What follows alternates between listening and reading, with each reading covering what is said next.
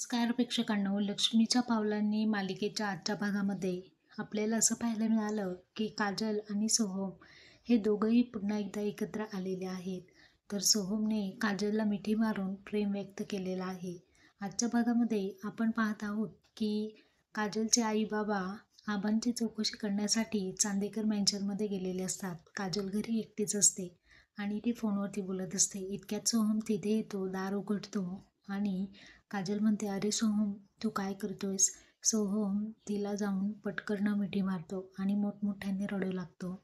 आता काजल त्याला पाहून खूप इमोशनल होते आणि तो काजलला म्हणतो, "काजल, मी खूप एकटा पडलोय गं. इथे मला कोणीही समजून घेणारं नाही आहे. मला तुझी खरंच खूप आठवण येते." आता काजल त्याला अशा अवस्थेमध्ये सावरू लागते आणि काजल म्हणते, "अरे सोहम, काय झाले तुला? तू घरी सगळ्यांना सांगून आला आहेस का तुझ्या बायकोला? घरी उगी तुला इथे कोणी पाहिलं तर प्रॉब्लेम होईल."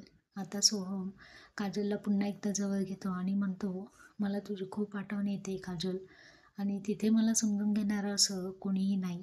तर निलेश या दोघांचे फुटेज कॅप्चर करत असतो आणि तो हे सर्व फुटेज आता अद्वैतच्या मोबाईलवरती पाठवणार असतो अनामिकाच्या सांगण्यावरून. तर काजलसुद्धा आता सोहमला समजून घेऊ लागलेली असते आणि सोहमने तिला जवळ घेत मिठी मारलेली असते.